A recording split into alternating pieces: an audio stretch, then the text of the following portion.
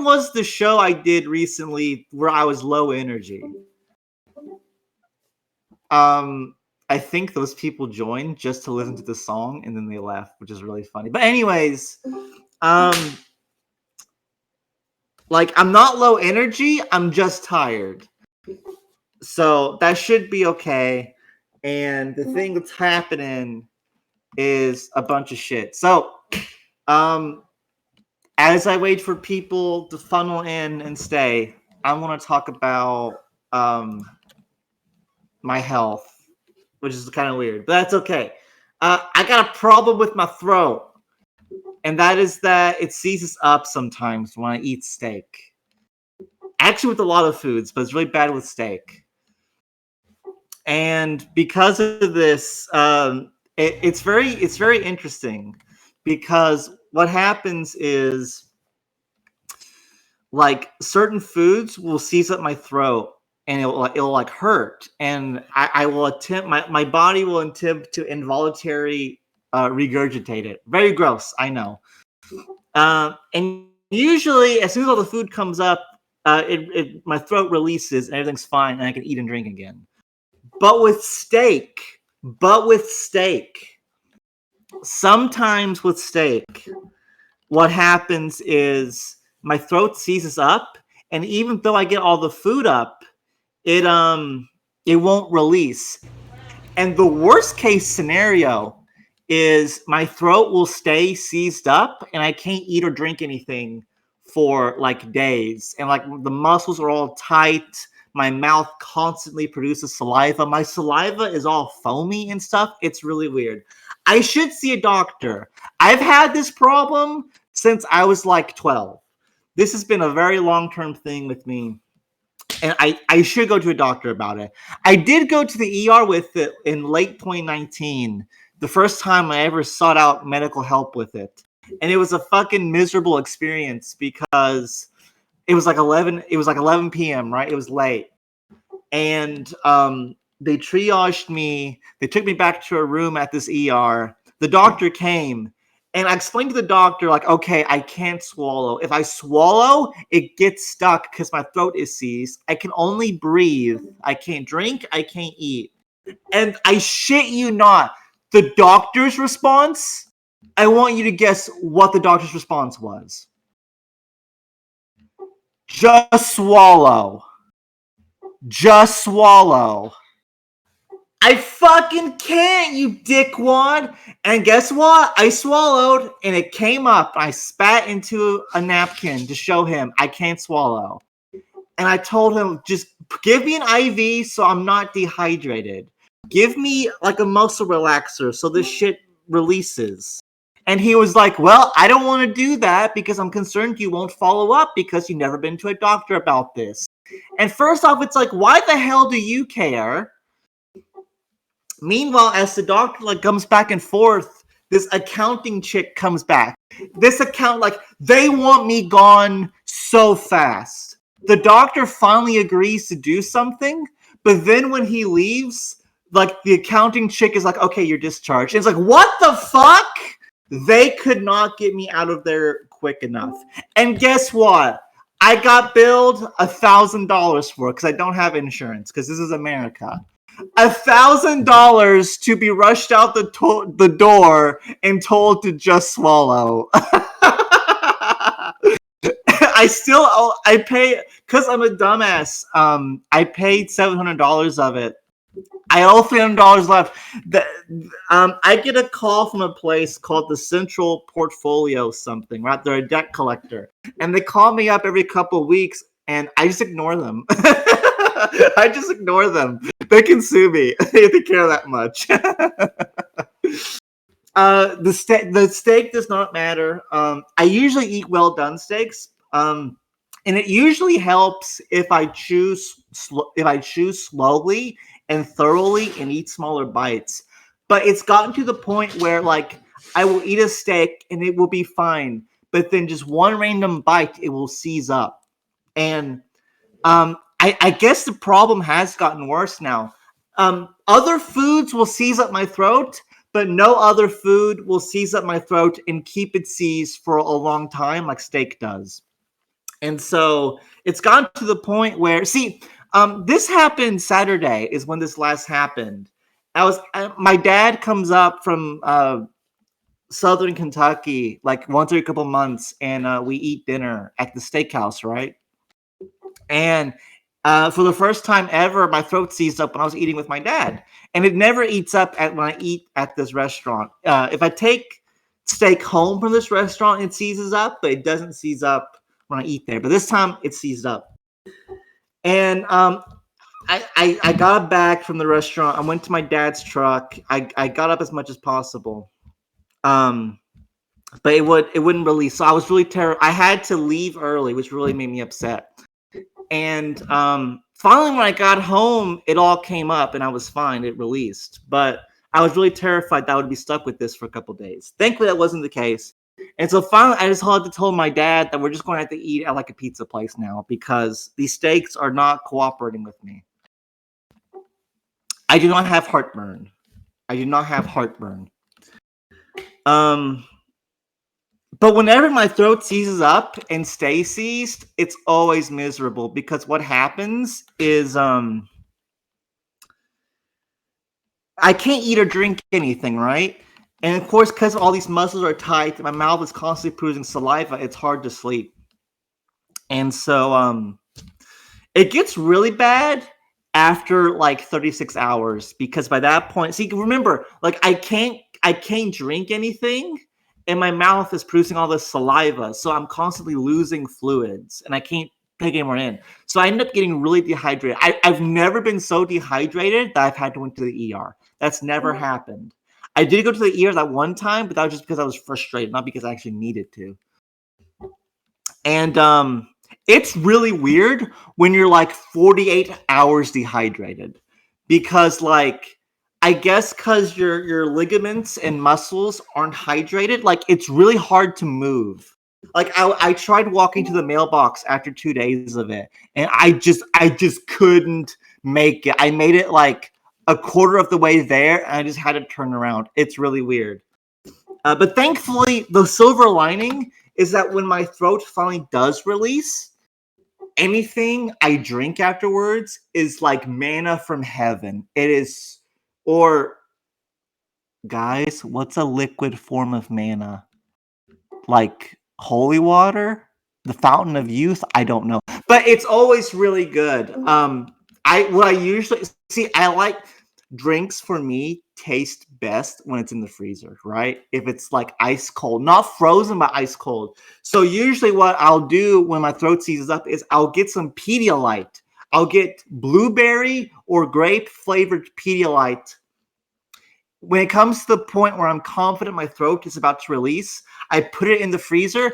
And buddy, when my throat is released, I guzzle that whole thing down, and it's just the best tasting stuff ever. Nectar from heaven, buddy. But there we go. That's my throat seizer. That's my throat seizing problems. I should go to a doctor. I've been putting it off long enough.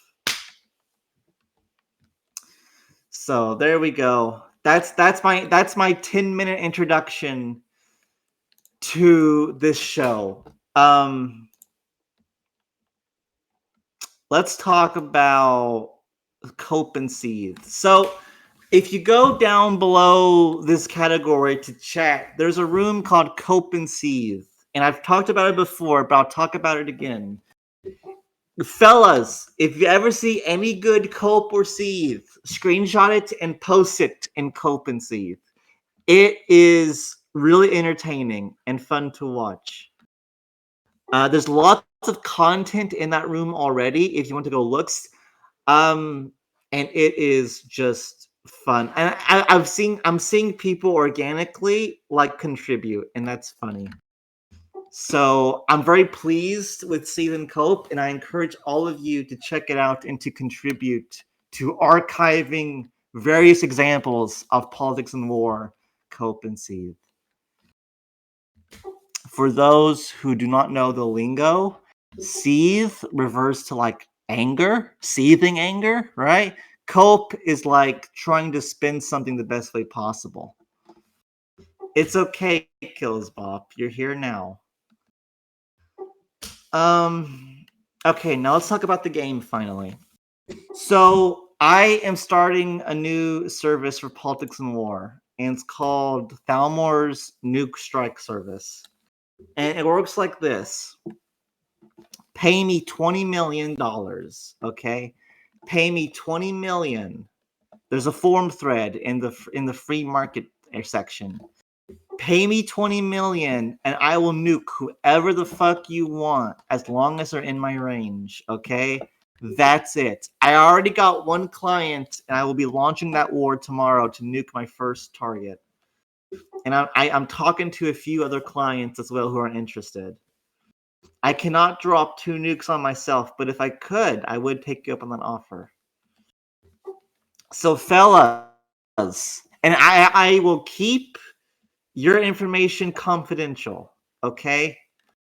So, if there's someone pissing you off, let me know and I'll whack them.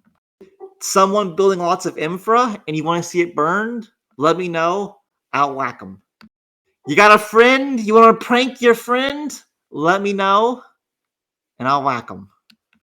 And of course, I will keep your information confidential. No one will know that you hired me. But if it's someone really big, I have to build military to hit them, it will cost extra. So keep that in mind. So anytime you want someone nuked, just DM me and we will work something out. Okay, first topic. First actual serious topic. Waffle House declared war on Los Pollos Hermanos. Now, Waffle House is a very widespread restaurant franchise in the United States. The food is kind of cheap and the restaurants are kind of cheap. But if it's 3 a.m. and you need some dinner, you go to one and you get one. Well, I prefer Huddle House, but Waffle House is good. I went to Alabama in 2019 with my youth group, okay? We was going to a revival. This revival was in Enterprise, Alabama. So we're talking like 14 hours of driving, right? We left Wednesday after church to do like half the journey, or actually most of it. And we got a hotel in like northern Alabama. And it was 3 a.m. It was 2 a.m. It was 2 a.m. And we pulled up to the after party. You and all your friends, they all love to get naughty. But we pulled up to the Waffle House at 2 a.m. And I got like 3 orders of bacon. I had 9 strips of Waffle House bacon and I ate it. And it made my chest hurt afterwards because that's not healthy. Do not eat so much Waffle House bacon. It will kill you. But it was good. Waffle House gave us dinner at 3 a.m. And then we ate Huddle House the next night because it was across from the hotel and we were in the middle of nowhere. So that was fun. But Waffle House... Oh, and Los Pollos Hermanos is a fictional chicken chain from the show Breaking Bad. So, Waffle House hit Los Pollos Hermanos because Los Pollos Hermanos is led by Dusty. And Dusty stole Stratosphere Marine Corps' bank. And Waffle House is a combination of Stratosphere Marine Corps and some other fucking alliance, I don't know. So that was their CB to hit. And TKR was really mad about it, which was really funny. Ben Fro was seething really hard. And I laughed at him, and it was really funny.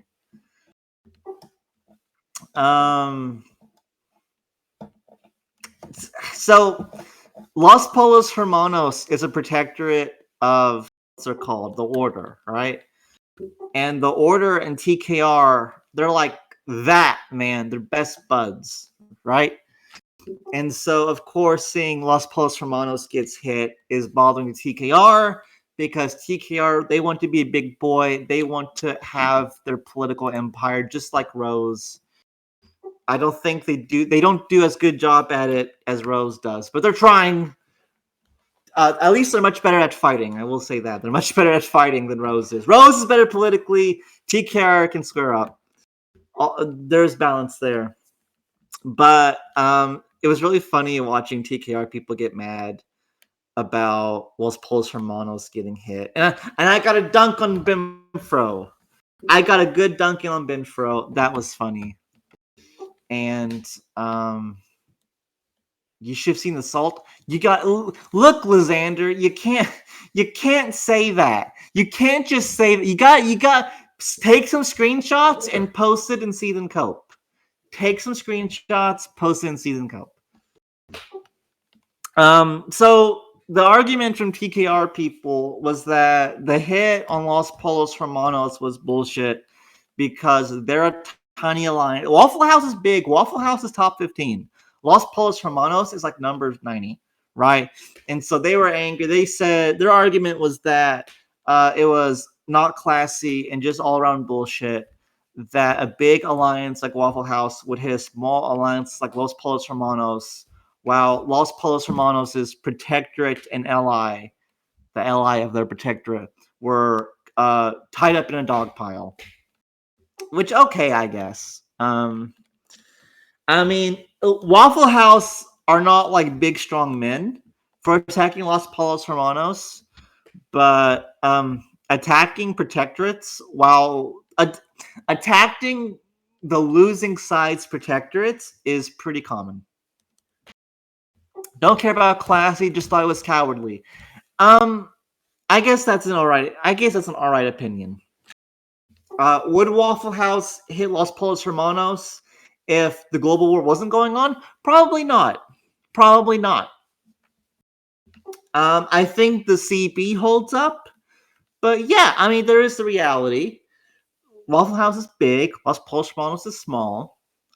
Maybe it's a bit opportunist, but the scene is still really funny. The only thing better than Inquisition Seeth is TKR Seeth. I'm sorry, Morph. I'm sorry. But your side, it's really entertaining. You guys don't handle losing well. That's just the fact as I see it. And as someone who consumes drama in this game, like cocaine, it's always exciting. That's why I was so happy when you guys got hit. Because I knew it was going to be really funny to see you guys react to things. Not that I dislike you guys. I will say this for the record now. I don't dislike TKR. It may seem like I do. I've shat on you guys a lot lately, but I don't dislike you guys.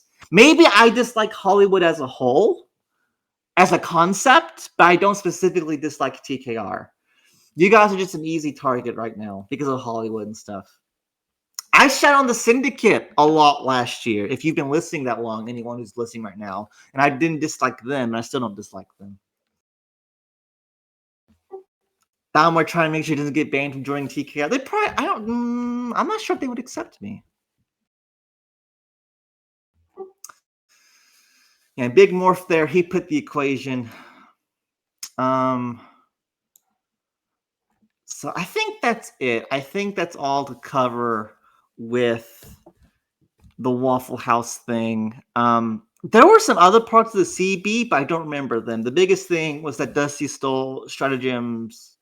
I don't know why I keep saying stratagem. Stratosphere Marine Corps' bank. There were some other things as well. There were some rebuttals from Los Polos Hermanos, but I do not remember what those are, and I don't care enough to look it up. But the thread that Change It posted has all the information in it. So look at that if you want to know more.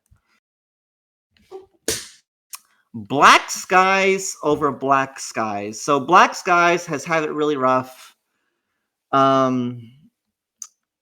Okay, correct me if I'm wrong. Black Skies did get hit as part of the beginning of this global, right? Okay. So, and Black Skies got peace really fast, just like the Lost Empire and the Federation. They got peace fast, and part of the peace term was they had to stay at a certain militarization level, which is fair. You don't want a potential combatant. Oh fuck! You don't want a potential combatant to gear back up and to fuck you in the ass, right? You don't want that, unless well, maybe you do, but some don't. And so, the problem came in that Black Skies has two allies, 770 and Sanctuary. Yeah. And so, Sanctuary and 770 got hit, I think because Green was fucking around, right? Is that what happened? Goon Squad hit them, along with some others I can't remember. No, they just don't like them. Okay. Well, I think it still falls under Green, but that's fine. And so, being allied to 770 and Sanctuary, Black Skies started to militarize, breaking the terms, and so Black Skies got hit for violating the peace terms. And so in response, Young Gilio and Black Skies Upper Gov, they went to Sanctuary to fight the war. Re and GS, I don't... Okay, GS is Goon Squad. I don't know... Rakuten Infinite Empire? Is that Re? I think that's Re. Yeah, Rakuten Infinite Empire. Rakuten is what happens when you're in the holler with your 22 and you're shooting beer cans and the bullet keeps bouncing and ricocheting off other beer cans. That's a Rakuten here in Kentucky. But anyways, and DR, I don't know who DR is. But and so this made news, but the Black Skies Gov went to Sanctuary to fight the war, I think trying to skirt the militarization peace terms. From my understanding, they were already getting hit, so I'm not sure why they even bothered to leave, but that's okay. And so that's where that is right now. And I think maybe some people, and Hi Dude said something like this, and I kind of agree. I think some people might have been dunking on Black Skies too hard. Maybe they should have known better. Yeah. Maybe they should have communicated more. Yeah. But I mean, yeah, it's a stupid mistake. It's a stupid mistake. They should have done better, and they didn't. But yeah. And people don't and correct me if I'm wrong. People don't like Black Skies because they don't like Young Gilio, right? That's the main thing here. Yeah. So there we go. And now I'm going to cover my last topic, which is in defense of the current meta. And so now it's time we get a little high level because I am a retard and I want to share my schizo views on how this game should work. Some people don't like the current meta. And it's under the idea that Mini Spears has failed. You're going to have the same. You're going to have two different blocks gang up on the third block, and it's all fucked. And oh no, and oh. And I am of the opinion that the game's politics is the healthiest that it's ever been.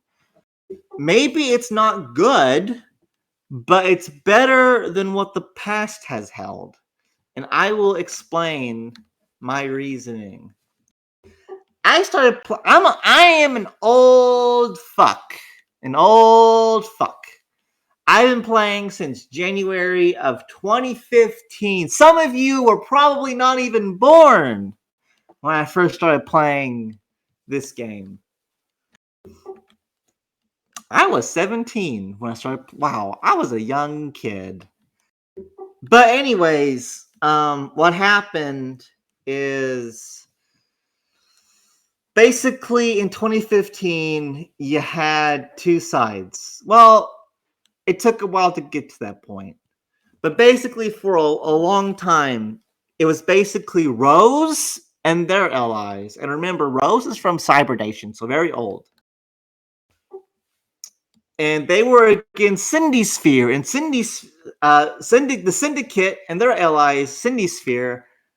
Syndicate is like a version of MI6, which is also Cybernation. So again, old shit at play here. The young nations of politics and war are fighting and dying in wars by being performed and carried out by old men. Just like in real life, the old politicians send the young men to die. And in politics and war, the young politics and war players die fighting in wars on behalf of old communities from cyber nations. Folks, it's all fucked, but that's okay. And so with Rose Sphere fighting Cindy Sphere, it was basically the same war over and over again for like a couple years. 2015 to like... Actually, 2015, 2016. And see, 2016 was a big deal because in 2016, New Pacific Order joined the game. And New Pacific Order aligned itself with Rose. And even though Rose had lost over and over and over again to the Syndicate, they were going to try one more time, or like two more times with NPO. And finally, with NPO, the winners of Cyber Nations, they were going to beat the Syndicate, right? And so NPO's first time happened, and Rose lost again. NPO was of no real help. And so later in 2017, you had the Trail of Tears. And what happened then was they tried one more time, one final push to beat Cindy Sphere, and they lost again. And so following their final, like, 8th consecutive defeat at the hands of the Syndicate, and I'm not embellishing. Soup can confirm, Shifty can confirm, I am not embellishing this history at all. This did happen. And so after like 8 losses, Rose Sphere collapsed. And it's actually because of this collapse, basically the Syndicate and TKR Obsidian Order, they had won the game. Like, there was no more people to challenge them. We went from 2 years of the same sides and the same alliances fighting to nothing happening. You had the Syndicate homogeny.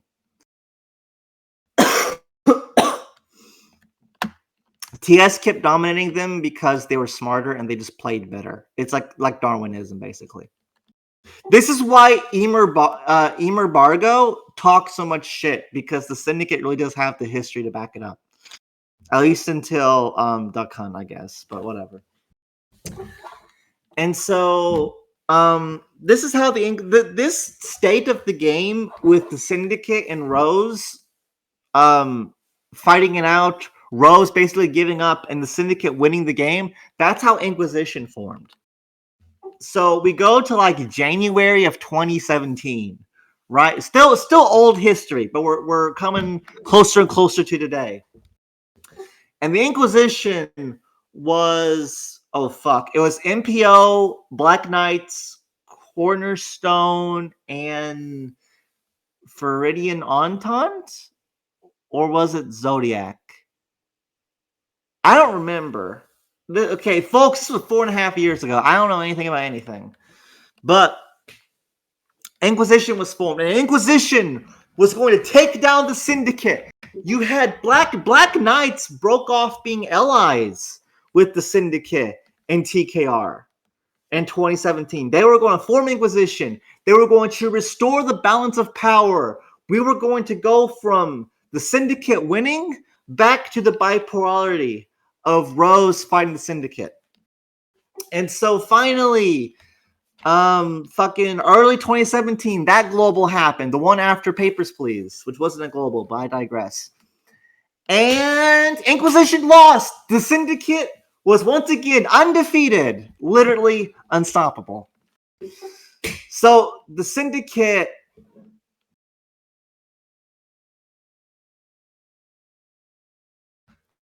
Hello?